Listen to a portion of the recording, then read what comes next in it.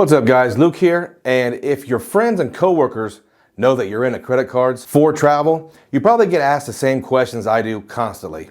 So, what credit card should I get if I want to travel like you? And most of you watching are probably thinking, well, come on, that just depends. But let's really think about it. Are we going to recommend to them the granddaddy of them all, the American Express Platinum Card, just so they can take their Kool-Aid stained faced, dirty foot kids to Destin this summer?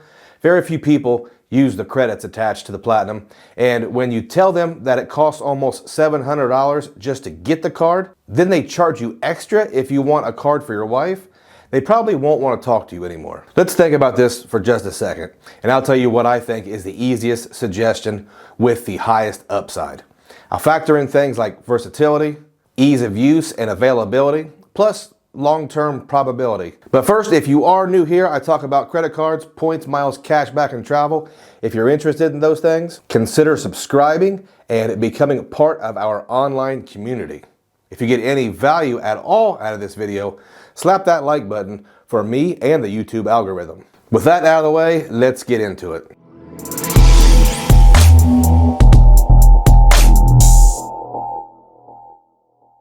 Now, obviously, this is my personal opinion, and I will try to quantify my pick while I talk about the card itself.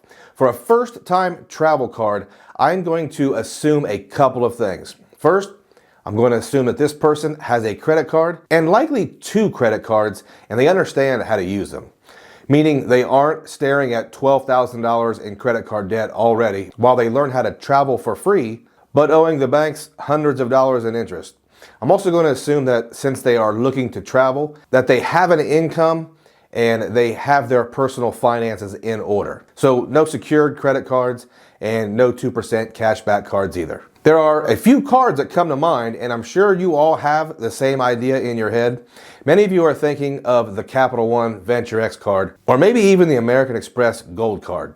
Yes, I know that's not exactly a travel card, but its popularity sometimes pushes it into these conversations. But I'm going to suggest to these folks the Chase Sapphire Preferred.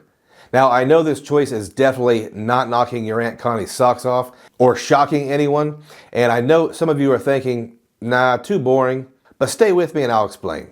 For their first travel credit card, let's play it somewhat safe. Chase Bank is frequently recommended as a first card issuer because of that stupid 524 rule.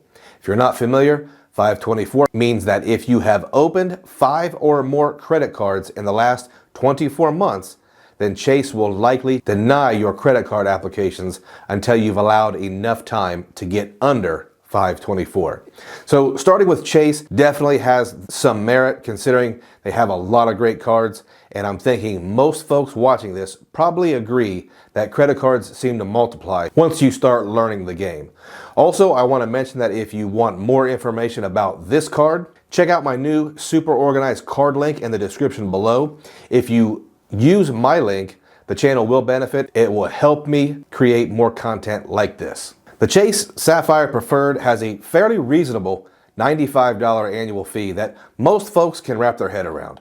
But more importantly, it is the card by which all travel planning becomes possible. The Chase Sapphire Preferred earns Chase Ultimate Rewards points and gives the cardholder access to Chase transfer partners and a 25% bonus when redeeming travel through the Chase Travel Portal. Now, what this means is this. At first, a lot of newbies will see plenty of value in booking domestic economy travel through the Chase Travel Portal when their Ultimate Rewards points are getting that 25% bonus, making each point worth 1.25 cents per point. Once they graduate to the next level, though, they will likely realize that the Chase transfer partners are a way to unlock serious travel value and offer that next level experience. It's also worth mentioning that the card earns bonus points on travel through the Chase Travel Portal and even outside of the portal itself. Also on dining, online grocery shopping, and streaming services, so there is potential to earn on your everyday spend. The other aspect of starting with a travel credit card in the Chase ecosystem is versatility. If you aren't traveling all the time, there may come a time when using those Ultimate Rewards points for something like cashback could make sense. Life happens to most of us, and having a way to cash out $600, $700, or even $1,800 in points for when your dog eats some poisonous mushrooms can definitely come in handy. Some programs will not offer that kind of value in their cash back options. Next up, we have to talk about the kind of benefits this card provides for just $95. I don't want to do an entire review of the card because most of us are familiar, but this card does offer travel insurance, baggage delay insurance, and trip delay reimbursement. These are all things you rarely hear people talk about outside of the credit card game. The card also offers primary CDW when you rent cars, and that should save you plenty of money when traveling. Another benefit many people don't think about is purchase protection. This covers your new purchases for 120 days against damage or theft, up to $500 per claim, and $50,000 per account. The card can also extend the warranty of items purchased an extra year. These are benefits that we mostly don't talk about, but could be a life or maybe at least a trip saver. If you plan to travel abroad, you may not know there could be a foreign transaction fee associated with some credit cards. This travel credit card does not have that 3% foreign transaction fee, so you won't be hit by those surprise charges when you get your statement. This is a must for a travel credit card.